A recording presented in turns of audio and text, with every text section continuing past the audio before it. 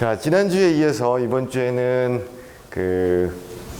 리서치 방법들에 대해서, 연구하는 방법들에 대해서 시작은 어떻게 하고 마지막에 끝은 어떻게 되는지 이런 일련의 과정들에 대해서 좀 지루하지만 좀 간단하게 한번 정리를 해보도록 하겠습니다. 연구에서 가장 중요한 거는 여러분들 잘 아시겠지만 가장 중요한 부분을 차지하고 있는 것은 여러분이 연구를 할 수 있는 그 토픽을 정확하게 찾아내야 되는 것이 굉장히 중요합니다. 이런 부분에 대해서 초점을 맞춰서 오늘은 뭐가 좋은 연구고 어떻게 하는 게 진짜 연구의 방법들을 정확하게 사용할 수 있는지에 대해서 한번 살펴보도록 하죠.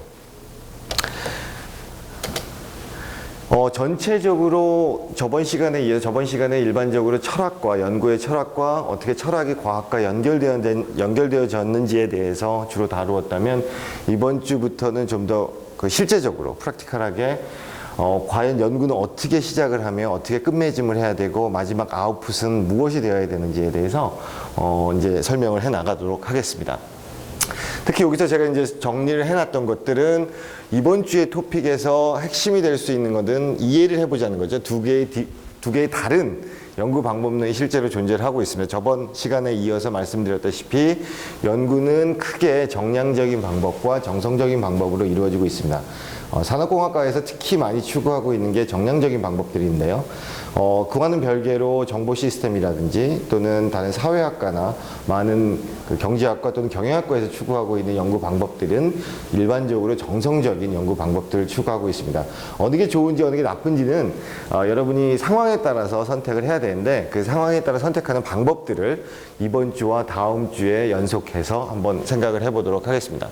그리고 다음 주와 이번 주에 조금 다루어질 부분들이 이 부분입니다. 과연 기존에 많은 다른 연구자들이 많은 연구를 했을 텐데요. 그 연구들을 어떻게 자기 것으로 소화해내고 그 소화된 내용을 바탕으로 여러분이 어떻게 연구의 주제와 방향을 잡아가는지에 대해서 설명을 한번 해보도록 하겠습니다. 자, 그럼 가장 중요한 질문을 우리는 항상 얘기를 해야 됩니다. 도대체 왜 연구를 하느냐?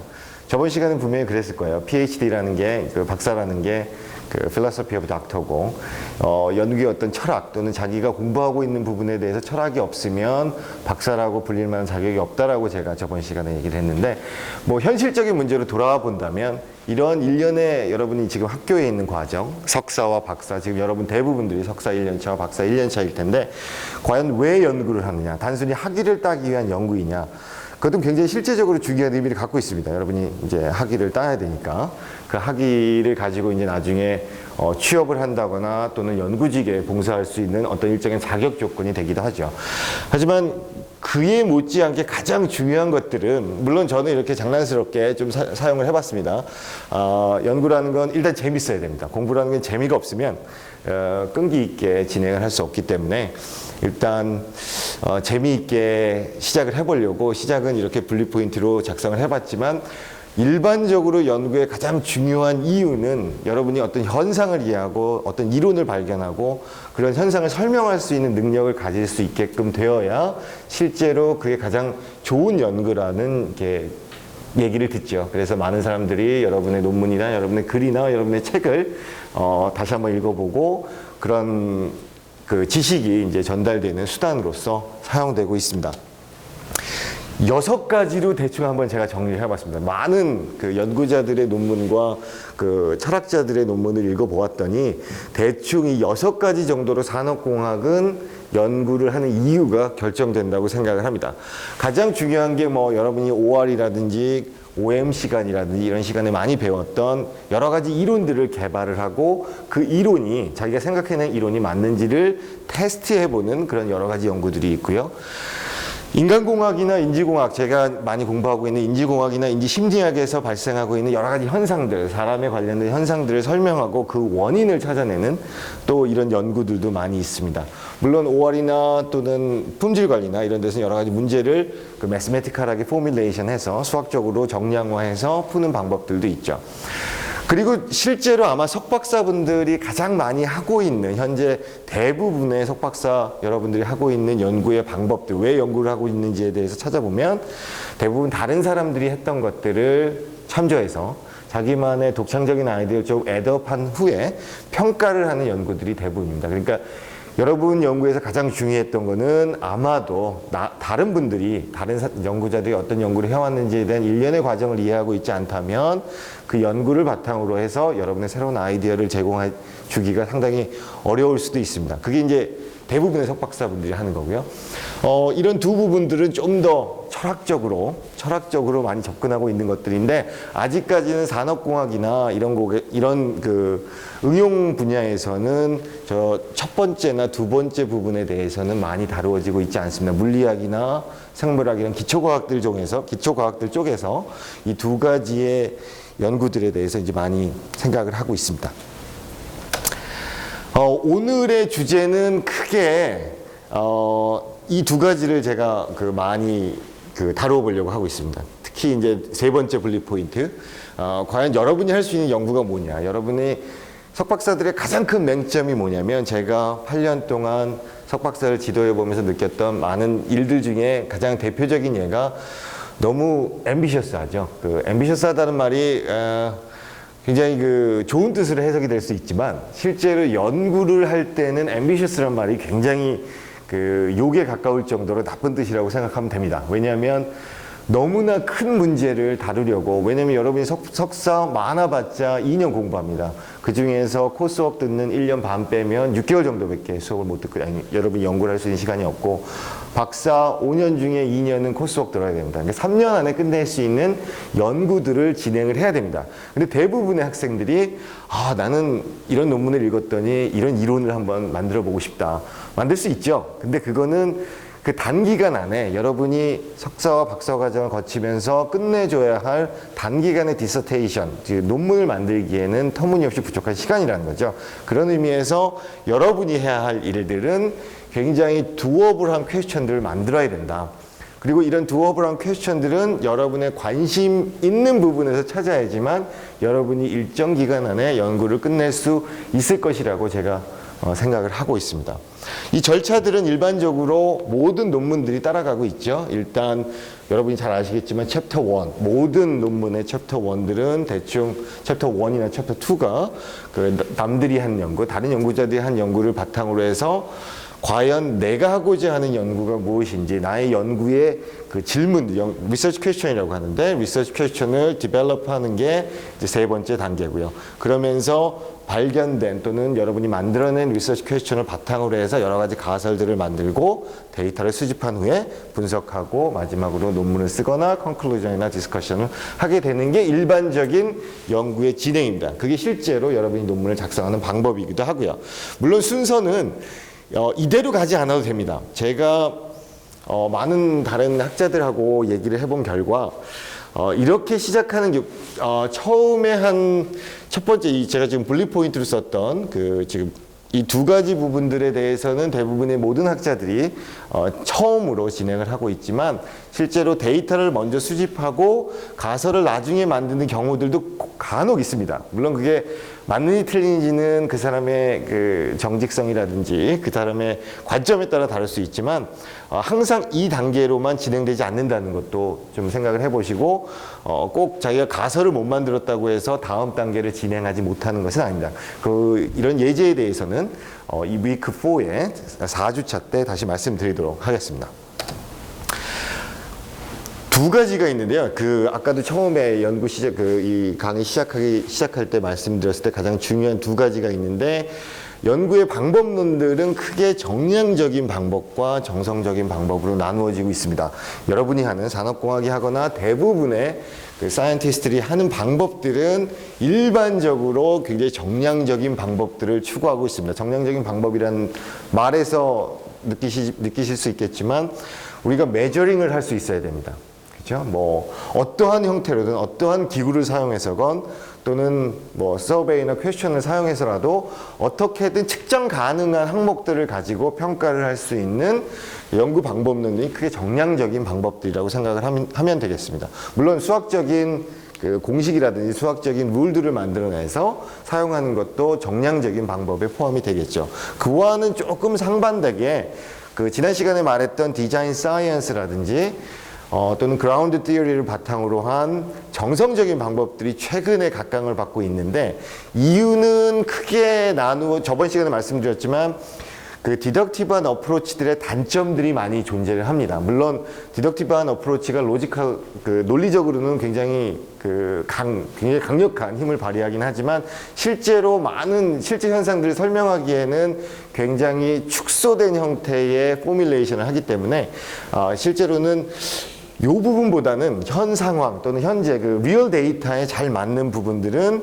솔직히 정성적인 방법론들이 잘 맞습니다. 그래서 서베이라든지 인터뷰라든지 또는 리얼 데이터를 수집할 수 있는 다양한 방법들을 통해서 자기만의 이론을 나중에 끄집어냈죠. 그래서 두 개의 상반된 어프로치의 가장 중요하게 생각해야 되는 부분들이 정량적인 방법들은 가설을 설정하고 데이터를 수집하는 굉장히 연역적인 어프로치를 추구하는 반면 퀄리테이티브 메소드, 즉 정성적인 방법은 가설을 설정하지 않습니다. 그게 가장 큰 차이라고 보면 되겠죠. 가설이 없는 데이터 속에서 바로 어떤 현상의 원인을 찾아내고자 하는 귀납법적인 방법들을 추구하고 있는 것이 정성적인 방법론이라고 생각하시면 되겠습니다. 실제로 1980년대 후반부터 정성적인 방법들이 굉장히 많이 사용되고 있는데요. 특히 사이언스 쪽에서도 많이 등장을 하고 있습니다. 그래서 실제로 일정 부분의 과학 분야는 예를 들면 심리학이라든지 또는 뭐 대부분 가장 대표적인 예가 심리학이겠죠. 심리학 쪽에서는 정성적인 부분들을 다루는 데이터 수집 방법들이 굉장히 고도로 발전을 하게 됐습니다. 1980년대와 90년대 뭐 정량적인 방법들이 우리가 옛날부터 많이 사용해 왔던 방법들이죠. 그래서 뭐 제가 잘 정리를 해놨습니다만 가장 여러분이 조심스럽게 보아야 할 부분들이 이 부분입니다. 특히 정량적인 방법들은 실험이라든지 통계라든지 수학적인 방법들을 사용해서 접근을 하고 있고, 정성적인 방법들은 필드 스터디라든지 또는 에스노그래피라든지 그라운드 티어리를 이용해서 접근을 하고 있습니다. 에스노그래피에 대한 내용은 위크 6에 제가 다시 말씀드리도록 하겠습니다. 그리고 또 한 가지 보아야 할 것들은 요게 있습니다. 데이터 컬렉션 방법들이 있는데 정량적인 방법들은 우리가 여러 가지 기구들을 사용할 수 있습니다. 그렇죠? 뭐 하다못해 자를 사용한다거나 또는 스케일 또는 뭐 스케일을 사용한다거나 이런 여러 가지 방법들을 사용해서 기구들을 사용해서 접근을 하는 반면 제가 여기다 리서처라고 썼는데요. 정성적인 방법들에서 데이터를 컬렉션하는 방법들은 일반적으로 연구자 자신이 데이터를 수집을 해야 됩니다. 데이터를 수집하는 과정 중에 자기네들이 그 현상에 대한 원인들을 이해하게 되고 나중에 결과를 유도해내는데 굉장히 도움이 됩니다. 실제로 모든 데이터 컬렉션 방법은 남한테 시키면 안 되고요. 자기가 직접 해야 됩니다. 그게 이 퀀터테이티브와 퀄리테이티브, 즉 정량적인 방법과 정성적인 방법에서 가장 큰 차이라고 할 수 있겠습니다.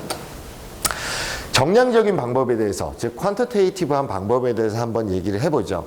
지난 시간에도 말씀드렸지만 현대과학의 발전을 이루어냈던 철학적인 배경 중에서는 아리스토텔레스의 코잘리티를 빼놓을 수가 없습니다. 코잘리티라는 건 한국말로 얘기하면 이제 인과관계가 되겠죠. 인과관계의 핵심이라는 건 뭐냐면 모든 과학적인 현상은 우리가 원인을 찾아서 설명을 해낼 수 있다는 거죠. 의학적인 예를 보죠. 뭐 의료나 뭐 의학적인 예에서 본다면 사람들이 어떤 병에 걸렸을 때 단순히 병의 현상을 치료하는 게 목적이 아니라 많은 의료 쪽에 연구하시는 분들은 왜 이런 병이 일어나는지, 바이러스 때문에 일어나는지, 아니면 최근에 뭐 구제역 같은 경우도 그런 문제가 되는 거죠. 구제역이 현상은 발견했는데 그 구제역을 일으키는 원인이 뭐냐? 그러면 그 원인과 결과의 끈을 끊어버리는 어떤 의료약품을 개발하면 되겠다라고 접근하는 게 일반적인 과학의 방법들입니다. 당연히 이런 커절리티를 현실 세계에선 적용할 수 없습니다. 다시 말하면 현실 세계에서 이런 원인과 결과 관계를 찾아내는 건 극히 어렵거든요. 그런 의미에서 실험을 하죠. 대부분의 그 과학자들은 이런 컨트롤된 환경 하에서 자기네들이 컨트롤할 수 있는 환경 속에서 실험을 합니다. 이런 조그마한 실험 속에서 많은 과학자들은 원인과 인과관계를 찾아내고 그때 이제 여러분이 많은 통계학적 지식, 특히 산업공학과 학생들이 필요로 하는 여러 가지 통계학적인 지식들이 사용이 되고 있습니다. 여기서 이제 코잘리티를 찾을 때는 여러 가지 컨디션들을 주죠. 그래서 어떤 컨디션일 때 가장 큰 문제가 발생하는지 찾아내서 거기에서 원인을 찾아내는 그런 어프로치가 이제 가장 중요한 과학적인 방법들입니다. 제가 조금 더 깊게 설명을 해보면 이런 방법들, 여러분이 가장 중요하게 생각해야 되는 건 메소돌로지와 메소드는 다릅니다. 우리 크게 두 개의 메소돌로지가 존재합니다. 아까 말씀드렸다시피 정성적인 방법과 정성적인 방법론과 정량적인 방법론이 있는데 그 각각의 방법론에는 가장 잘 맞는 방법들이 있습니다. 연구 방법들. 아마도 여러분이 논문을 쓰기 시작하면 어떤 방법을 자기가 취해서 어떤 결과를 유도해내는지에 대해서 많은 고민을 할 겁니다. 그래서 제가 그 방법들을 많이 사용되고 있는 방법들을 간단히 한번 정리를 해보았습니다. 정량적인 방법들은 뭐 서베이를 한다거나 실험을 한다거나 여러분 좋아하는 그 품질이라든지 통계라든지 ORM에서 사용하는 여러 가지 수학적인 방법론들을 사용하는 것도 있고요. 시뮬레이션을 통해서 데이터를 수집해서 그 데이터를 분석하는 방법들이 일반적인 정량화된 방법, 산업공학에서 사용하는 방법들이 되겠습니다. 에스노그래피는 정성적인 방법에서 아주 대표적인 연구 방법입니다. 쉽게 얘기하면 관찰을 하는 겁니다. 물론 시간이 굉장히 오래 걸립니다. 실험 같은 경우야 자기가 컨트롤된 환경 하에서 뭐 일주일 또는 뭐 몇 달 정도에 끝낼 수 있는 것들이 실제적인 여러분의 연구 방법이었다면 정성적인 연구 방법론에서 추구하고 있는 것, 특히 에스노그래피 같은 경우는 뭐 실제로 몇 년씩 걸쳐서 수집을 하고 있습니다. 예를 들어서 뭐 노인분들의 TV 환경, 노인분들이 얼마나 많은 시간 동안 TV를 보고 있는지 이런 데이터들을 수집하고자 한다면 거의 뭐 1년이나 2년에 걸쳐서 굉장히 굉장히 긴 기간 동안 관찰을 하고 그 관찰 속에서 노인들이 어떤 패턴으로 TV를 보고 있는지를 뭐 추출해내는 이런 여러 가지 방법들이 에스노그래피의 경우라고 할 수 있겠습니다. 케이스 스터디들은 실제로 경영학과나 또는 사회학에서 많이 사용되고 있는데요. 자기가 어떤 이론을 한번 제시를 해놓고 그 이론에 잘 맞는 여러 가지 경우들, 여러 가지 케이스들을 수집을 해서 그것을 다시 분석을 해보는 경우들입니다. 특히 MBA 과정들에서 많이 이런 경우들을 사용하고 있습니다. 예를 들어서 비즈니스 프로세스가 자기가 생각하기에 이런 식으로 가야지 사업의 퍼포먼스가 좋아질 것이라고 얘기를 한다면 그거에 맞는 다양한 비즈니스 케이스를 수집한 후에 왜 자기의 이론이 이런 케이스들에 잘 맞았는지 정성적으로 특히 이제 로지컬하게 설명을 해나가는 방법들이 일반적으로 정성적인 방법론에서 선택하고 있는 연구의 방법들입니다. 뭐 디테일하게 들어간다면 뭐 하나하나 이렇게 따져보면 여러 가지 시간이 있겠지만 마지막 것만 간단히 설명을 드리겠습니다. 실제로 많은 학생들과 그 연구자들이 고민을 하고 있는 부분들인데요. 그럼 정성적인 게 맞는 거냐 아니면 정량적인 게 맞는 거냐 뭐 아무도 얘기할 수 있는 수준의 것들은 아닙니다. 왜냐하면 그건 상황에 따라서 정성적인 방법이 더 좋은 방법일 수도 있고 거기서 나오는 데이터의 퀄리티가 훨씬 더 좋은 경우일 수도 있습니다. 그래서 많은 학자들이 연구자들이 이 두 개를 잘 섞어서 사용합니다. 자, 아까 제가 여기서 가장 중요한 부분이 나오는데 오늘 강의 중에 가장 중요한 부분이 뭐냐면 자, 정량적인 부분은 가설을 가지고 들어갑니다. 가설을 가지고 데이터를 수집을 하죠. 정성적인 방법은 가설이 존재하지 않습니다. 일반적으로 존재하지 않고 데이터 속에서 가설을 끄집어내거든요. 그러면 이 두 개를 같이 사용하는 경우가 굉장히 흔합니다. 특히 굉장히 큰 규모의 프로젝트나 큰 규모의 연구과제에서는 일단 정성적인 방법을 통해서 일정한 가설을 추출을 해냅니다. 굉장히 좋은 방법인데요. 물론 시간은 오래 걸립니다. 이런 일련의 과정 중에서 자기네들이 그럴 것이라고 생각하는 실제 데이터로부터 이론들을 추출을 해냅니다. 그게 가설이 되죠. 그 가설을 바탕으로 그 가설이 맞았는지에 대해서 정량적인 평가를 시도합니다. 물론 여러분이 단기간에 3년이라든지 1년 동안 이 두 개를 동시에 사용하면서 연구를 진행하기는 굉장히 무리가 있습니다. 하지만 제가 아까 말씀드렸다시피 가장 중요한 연구, 굉장히 그 연구 과제의 규모가 크다면 먼저 이거를 사용하고 그 다음에 가설이 유도된 가설을 통해서 정량적인 방법으로 접근하는 그 통합된, 믹스된 방법들을 실제로 많이 사용하고 있습니다. 그래서 상황에 따라서 여러분이 어떤 것들을 선택해야 되는지에 대해서 한번 고민을 해보아야 할 것 같습니다.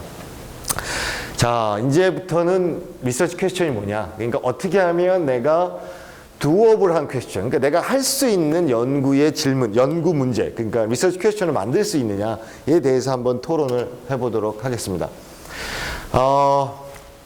실제로 이런 현상들이 일어나고 있습니다. 뭐가 좋은 연구냐, 뭐가 나쁜 연구냐. 많은 학생들이 내 논문이 억셉트되고 저널에 억셉트되고 뭐 컨퍼런스에 가서 발표를 하면 좋은 논문이냐. 좋은 논문이죠. 일단 여러분들의 논문들을 누군가는 한 번이라도 읽어보았고, 그리고 그 논문이 말이 된다고 생각을 했기 때문에 여러분이 발표할 기회를 가지게 된 거니까. 하지만 그렇다면 뭐가 나쁜 연구냐? 상당히 결론을 내리기 어렵습니다. 제가 이렇게 예제를 들어놨는데요. How much mobile phone would be annoying in public place? 뭐 public space 뭐 그렇게 예를 들어놨는데 아마도 그렇게 생각할 수 있습니다. 아우 저런 걸 왜 하지? 뭐 이렇게 생각하는 분들도 있습니다. 실제로 연구에서 특히 여러분의 석박사 과정들이 가장 맹점이라고 제가 생각하는 부분들은 여러분 그런 건 잘합니다. 리터처 리뷰 여러분 잘할 수 있습니다. 책 많이 읽으면. 그 다음에 리서치 메소드도 제 수업 들으면 잘할 수 있습니다. 그리고 결과 스태티스티컬 어널리시스 통계 배우신 분들은 아마 대부분 잘할 수 있습니다. 근데 마지막에 문제가 항상 발생합니다. 여러분이 발견해 놓은 연구의 결과들을 가지고 추론을 해야 되는 부분이 있는데 대부분의 논문들이 석박사들이 쓴 논문과 또는 우리가 일반적으로 대가라고 불리는 사람들의 논문을 비교해 보면 그 추론 부분이 굉장히 약합니다. 그러니까 학생들이 쓴 논문은 그 결과로부터 유도해낼 수 있는 임플리케이션이 굉장히 작은 반면 대가들이 우리 흔히 대가라고 불리는 사람들이 내놓는 논문들을 보면 실험이라든지 이런 내용들은 굉장히 빈약하지만 그게 암시하고 추론해낼 수 있는 다양한 경우들을 제시를 해줍니다. 그게 실제적으로 제가 생각하기에 가장 좋은 논문이라고 믿고 있습니다. 그러니까 여러분이 해야 될 목적은, 여러분이 해야 될 목표는 어떻게 하면 내 데이터를 새로운 분야에 임플리케이션을 줄 수 있는지, 어떤 추론이 가능한 연구들을 초점을 맞춰서 진행을 해야 된다고 생각하고 있습니다. 그리고 물론 이런 부분은 다음 시간에도 나오니까 좀 스킵을 하기로 하고요.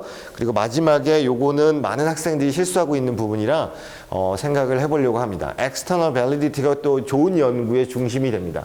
실제로 여러분들은 많은 유혹에 빠질 수 있습니다. 왜냐하면 여러분의 연구는 아무도 모르거든요. 물론 지도 교수님이 대충 봐주십니다. 지도 교수님이 봐주시고 지도 교수님과 코웍을 통해서 진행을 하고 있는 반면 실제로 여러분들이 데이터를 조작하거나 데이터를 미싱하거나 하는 부분에 대해서는 여러분들이 좀 문제가 있죠. 여러분 왜냐하면 혼자 컨트롤해야 되는 상황이니까. 그런 부분에서 여러분들이 가장 중요하게 가져야 될, 학교에서 배워야 될 가장 중요한 덕목 중에 하나는 정직함입니다. 연구자들은 정직해야 됩니다. 왜냐하면 정직하지 않으면 많은 현상들이 일어납니다. 그래서 제가 일부러 여기다 external validity란 말을 써놨습니다.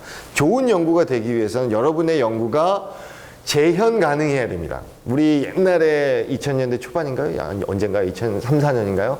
그 황우석 씨의 연구가 문제가 됐던 이유도 실제로 재현이 불가능한 건데 자기네들이 만들어낸다고 발표를 한 거죠. 이런 그 외부에서 다시 재현이 불가능한 연구들은 실제로 좋은 연구라고 볼 수 없다고 이제 많은 사람들이 얘기를 하고 있죠. 그래서 제가 좋은 연구라고 한번 이렇게 정리를 해 보았습니다. 토픽을 찾는 방법에 대해서도 이제 여러분 한번 고민을 해봐야 될 것 같습니다. 많은 수의 학생들이 연구의 토픽을 찾을 때 인터넷 많이 뒤지죠. 요즘에 뭐 구글이나 위키피디아 찾으면 연구 주제 다 나옵니다. 그리고 현재의 상태라든지 현재의 연구의 패러다임 대부분 정리 잘 되어 있습니다. 근데 그게 모든 게 되어서는 여러분이 좋은 연구 주제를 찾을 수 없다라는 거죠. 그런 의미에서 제가 이렇게 한번 정리를 해보았습니다. 여러분의 그 지도 교수님이 여러분을 많이 도와주실 거고, 그 다음에 여러분의 선배라든지 또는 후배와 디베이트를 하는 과정 속에서 연구 주제도 찾을 수 있고요. 근데 거기서 가장 중요한 것은 뭐냐면 여러분이 얼마나 논리적이고 그리고 얼마나 크리티컬하게 여러분의 연구 주제를 심도 있게 생각하느냐에 따라서 여러분의 연구 주제의 퀄리티는 완전히 달라집니다. 그런 의미에서 리터처 리뷰가 굉장히 중요합니다. 다음 시간과 이번 시간의 마지막에 리터처 리뷰를 하는 방법에 대해서 제가 간단히 설명을 드릴 텐데, 그 리터처 리뷰가 단순히 여러분이 내가 이런 논문을 읽었다, 이런 책을 읽었다, 그거를 자랑하고 뽐내는 자리가 되어서는 안 됩니다. 많은 수의 학생들이 리터처 리뷰를 해오라고 하면 열심히는 읽습니다. 많이 읽죠. 뭐 논문 한 100여 편씩 읽어서 정리는 잘 해놓습니다. 근데 거기에서 끝나면 그건 리터처 리뷰의 목적이 되지 못합니다. 리터처 리뷰의 핵심은 여러분의 리서치 퀘스천이 리터처 리뷰에서 어떻게 나왔는지를 설명을 해줘야 됩니다. 그렇죠? A라는 논문에서는 이런 얘기를 했다. 하지만 B라는 논문에서는 A라는 논문을 반박하면서 자기만의 생각을 펼쳤다. 하지만 나는 B라는 논문의 문제점이 이런 곳에 있다. 그래서 나의 리서치 퀘스천은 B라는 실험을 다시 한번 해보고 내 이론이 맞다는 걸 증명하고자 한다. 이런 일련의 굉장히 크리티컬한 리뷰가 있지 않으면 그건 리터러처 리뷰로서의 가치가 없다는 거죠. 그리고 실제 많은 리뷰어들, 여러분의 논문을 심사할 많은 리뷰어들은 여러분의 리터러처 리뷰가 100장이 되거나 수백 장이 되거나 관심이 없습니다. 얼마만큼 간단하고 명료하게 여러분의 리서치 퀘스천이 만들어졌는지, 리터러처 리뷰에서 만들어졌는지만 관심이 있는 거죠. 아마 그 부분이 많은 학생들이 이제 좀 고민하고 실수를 많이 하는 부분이라고 저는 생각을 하고 있습니다. 그리고 당연히 여러분의 토픽은 굉장히 여러분이 잘하는 부분, 그리고 슈퍼바이저, 즉 여러분의 지도 교수가 잘하는 부분으로 선택을 해야 되고요. 그런 거 당연한 거지만 또 많은 학생들이 너무 앰비셔스해서 너무 야망이 많아가지고요. 또 쓸데없는 짓을 하죠. 자, 여기서 이제 가장 오늘 그 강의의 가장 핵심이 되고자 하는 두어블한 퀘스천, 그러니까 할 만한 연구 주제는 뭐냐 이거죠. 제가 4가지로 간략하게 정리를 해보았습니다. 일단 대부분 30주 안에 해결할 수 있는 연구를 해야 됩니다. 물론 박사야 요 기간이 2배나 3배 이상 넘어갈 수도 있겠죠. 하지만 일반적으로 모든 연구들은 1년 안에 끝낼 수 있는 연구들로 진행이 되어야 합니다. 그렇지 않으면 되게 힘들죠. 그리고 코워크도 잘 안 되고요. 그리고 문제가 굉장히 빨리 풀릴 수 있다. 이게 너무 그러면 여러분의 리서치 퀘스천이 너무 작은 범위만 다루고 있다는 거죠. 그러니까 연구의 주제는 리서치 퀘스천들은 와이드하게 잡으면 안 되지만 그렇다고 해서 또 너무 내로하게 잡으면, 너무 작게 잡으면 연구가 너무 빨리 끝나는 문제점이 있습니다. 그리고 너무 어려운 주제 잡지 말고요. 그렇죠? 그 다음에 마지막으로 이제 여러분이 시간 관리를 잘 해야 됩니다. 그렇지 않으면 여러분이 일정 기간 안에 석사와 박사를 따기가 굉장히 문제가 있죠. 연구 토픽들은 제가 이런 식으로 한번 정리를 해봤습니다. 상식이 통해야 된다는 거죠. 5 seconds rule이라고 그 많은 과학 철학자들이 주장을 하고 있습니다. 어떻게 하면 좋은 연구 주제를 선택할 수 있느냐.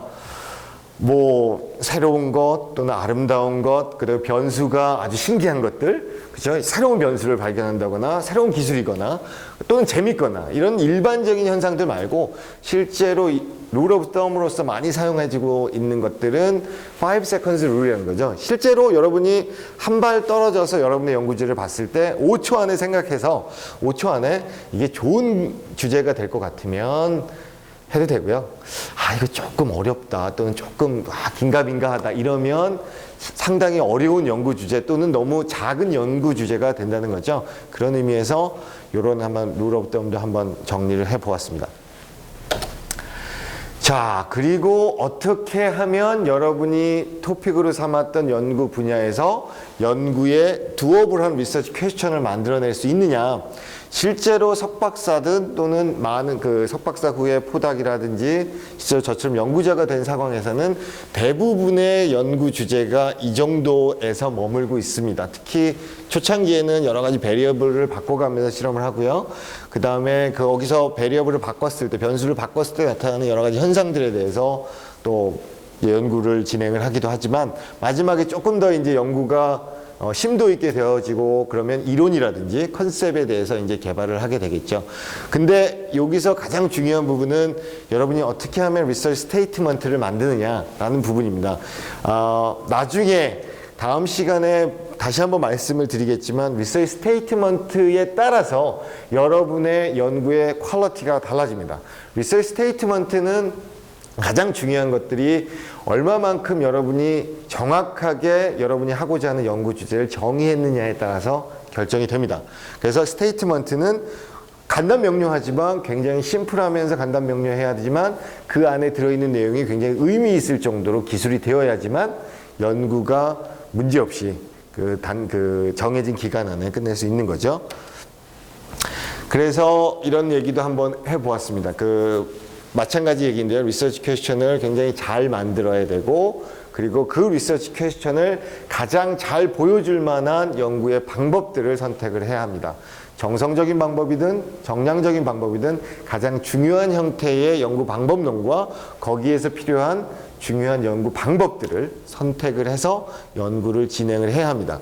뭐 빼놓을 수 없는 부분은 역시 통계죠. 산업공학과에서 여러 가지 데이터가 만들어졌을 때 그 데이터를 분석할 수 있는 방법들. 실제로 T-테스트도 해봐야 되고요. F-테스트도 해봐야 되고 리그레션 애널리시스도 해봐야 되고 팩터 애널리시스까지 여러 가지 통계적인 방법들이 그때그때의 상황에 따라서 여러분이 원하고자 하는 연구의 답들을 그 문제의 답들을 도출해 줄 수 있겠습니다. 자, 그래서 두 가지 연구의 주제를 선택하거나 연구의 방법들을 연구의 주제를 선택하거나 리서치 퀘스천을 만들어낼 때 대부분의 사람들이 궁금해하죠. 어떻게 하나. 뭐 아무리 대가라도 이 스테이지를 벗어날 수는 없습니다. 항상 궁금해하죠. 어떤 게 좋은 연구의 주제인가. 그렇죠? 항상 궁금합니다. 가장 중요한 게 이 부분인데 브레인스토밍을 해야 됩니다. 혼자 생각하면 안 됩니다. 혼자 생각하면 여러분의 연구 주제는 자기가 생각하기에 뭐 엄청나게 멋있을 거라고 생각을 하지만 실제로 지도 교수님이 보거나 또는 다른 친구들이 보거나 다른 연구자들이 보기에 이건 누군가 했다 또는 이거와 비슷한 걸 누가 했다. 그런 의미에서 연구자들은 오픈 마인드를 갖고 있어야 됩니다. 자기 혼자 열심히 하나만 파서는 대부분의 연구들이 굉장히 편협된 시각을 갖고 편협된 아웃컴만 나타내게 되는데요. 그래서 브레인스톰, 여러 사람과 같이 여러분의 연구 주제에 대해 토의를 하고 그런 의미에서 이런 아카데미아에서 대학교에서 지도 교수님과 학생의 관계가 맺어지는 거죠. 그냥 옛날에 누가 뚝딱 지도교수와 학생의 관계를 만든 것이 아니라 연구를 해보니까 이런 브레인스토밍이 필요한데 이걸 체계적으로 만든 게 지금의 학교 시스템이 되는 거죠. 대학원 시스템은 그런 식으로 그래서 만들어지게 됩니다. 그리고 또 한 가지의 방법들이 있는데요. 또 한 가지 방법 중에 제가 가장 많이 사용하고 있는 게 컨셉 매핑입니다. 요 부분들은 실제로 많은 연구자들이 테크니컬하게 기술적으로 진행을 하고 있는 부분인데 실제로 예를 들면 대충 제가 옛날에 연구했던 부분에 대해서 한번 컨셉 매핑을 보여주는 겁니다. 이 컨셉 매핑의 핵심이 뭐냐면 제가 하고자 하는 부분이 이거였는데 과연 지금까지 수많은 연구자들이 어떤 연구 결과를 도출을 했으며 그 연구 결과가 어떻게 서로 연결이 되고 현 시점에서는 뭐가 문제가 있는지에 대해서 간단하게 그림으로 나타낸 겁니다. 그래서 이런 그림을 통해서 자기 자신도 정리를 할 수 있지만 실제로 어떤 철학과 연구의 방향이 이런 방향에서 저런 방향으로 움직이고 있다는 것들이 보여지죠. 그럴 경우에는 여러분이 연구의 주제와 연구의 방향을 잡기가 굉장히 수월하다. 그래서 컨셉 매핑이라는 방법들도 자주 사용되고 있다라고 생각하시면 되겠습니다.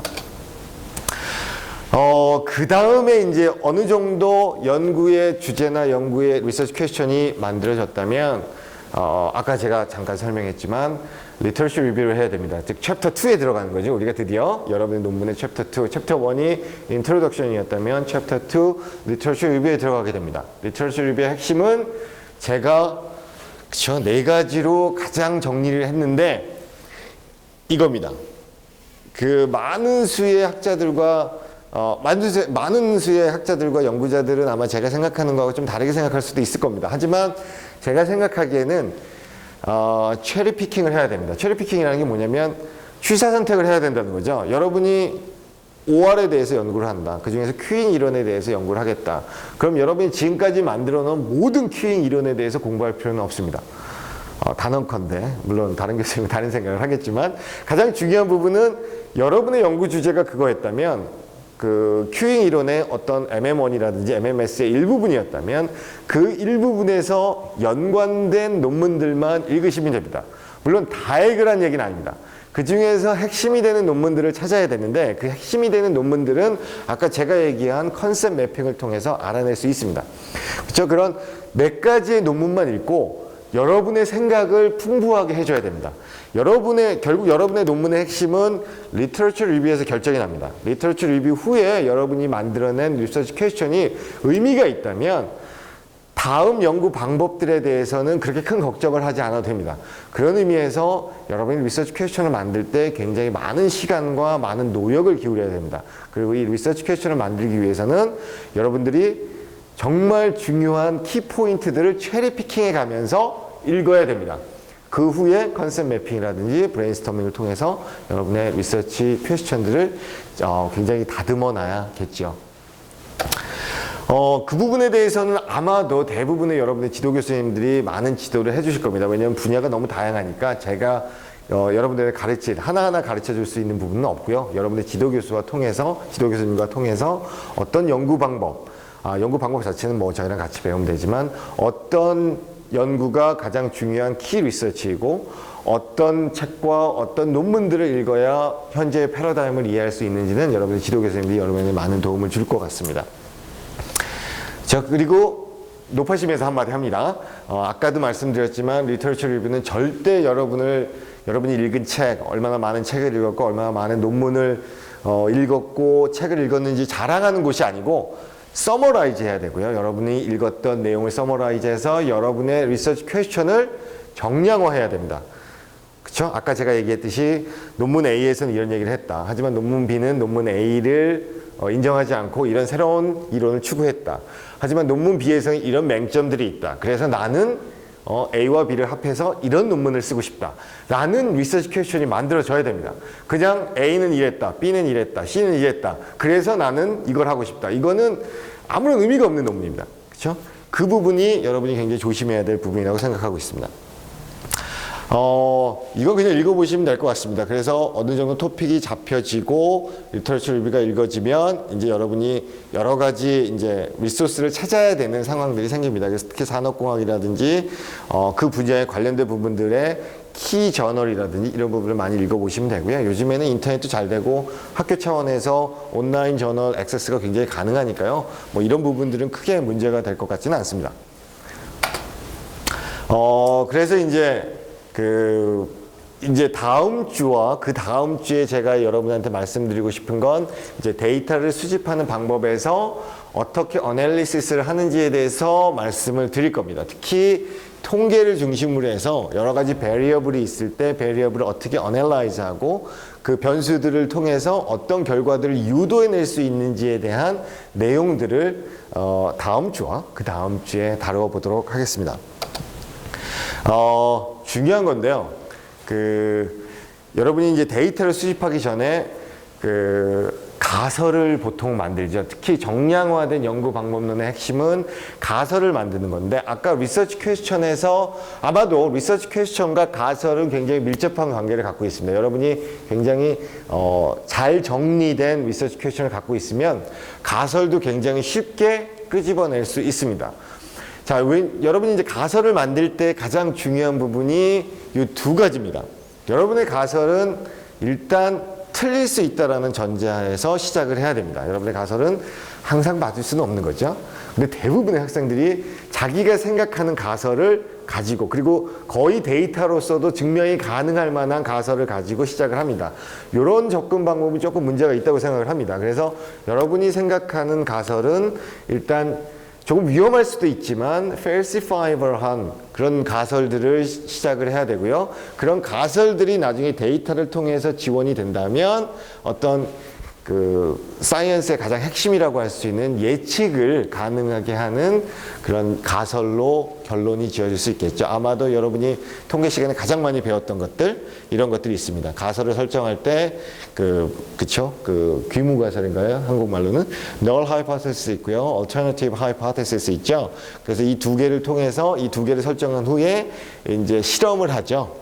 근데 실험을 할 때 이제 여러분이 생각하는 컨트롤 베리어블이 있고요. 그리고 uncontrollable 베리어블이 있지만 noisance 베리어블이라고 하죠. 여러분을 이제 힘들게 하는 베리어블, 컨트롤이 안 되는 베리어블, 그 두 개를 잘 나누어서 실험 디자인을 해야 되고요. 물론 이런 실험 디자인 같은 경우는 4학년 여러분이 학부 때 배웠던 실험 계획법들이 많이 도움이 되고 있습니다.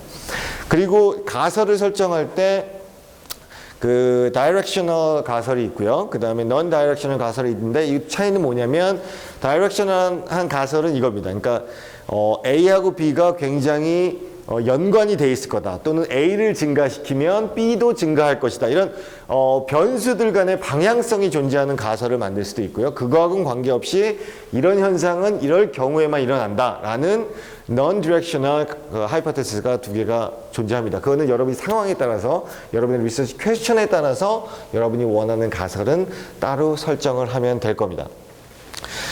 그래서 이제 이런 부분들이 이제 다음 시간에 여러분이 이런 질문들을 할 수 있어요. 이런 연구들이 실제로 사회화 과학이나 또는 다른 분야에서는 굉장히 중요한 이슈가 될 수 있고 어떤 이 연관 관계를 찾는 그런 것들이 좋은 가설 중에 하나입니다. 예를 들어서 그 number of prostitute랑 그 다음에 preachers의 그 수가 상관관계가 있느냐, 아니면 좀 더 그 좋은 연구 주제라면 이런 얘기가 할 수 있죠. 프로스티튜트의 수와 그 소셜 크라임 레이트의 상관관계. 그래서 우리가 프로스티튜트의 수를 파악을 하면 그 사회의 소셜 크라임 레이트도 추측할 수 있는 뭐 일반적인 리그레이션이 되겠죠. 아니면 일반적인 코릴레이션 어널리시스가 될 텐데 이런 연구들이 실제로 가설을 통해서 많이 이루어지고 있습니다. 자, 뭐 긴 얘기 짧게 나누었는데요. 일단 오늘의 메인 토픽은 여러분이 어떻게 하면 도어블한 리서치 퀘스천을 만들 수 있고, 그리고 리터러처 리뷰는 어떤 거고, 그리고 여러분이 리터러처 리뷰를 하는 이유에 대해서 곰곰이 생각을 해보셔야 되고요. 그리고 위크 3와 위크 4에 앞으로 저와 같이 진행을 해 나가야 될 부분들이 어떻게 하면 우리가 정량적인 방법론들 중에서 통계적인 방법을 통해서 변수들 간의 상관관계를 분석해낼 수 있는지에 대해서 다음 주와 그 다음 주에 토론을 해보도록 하겠습니다.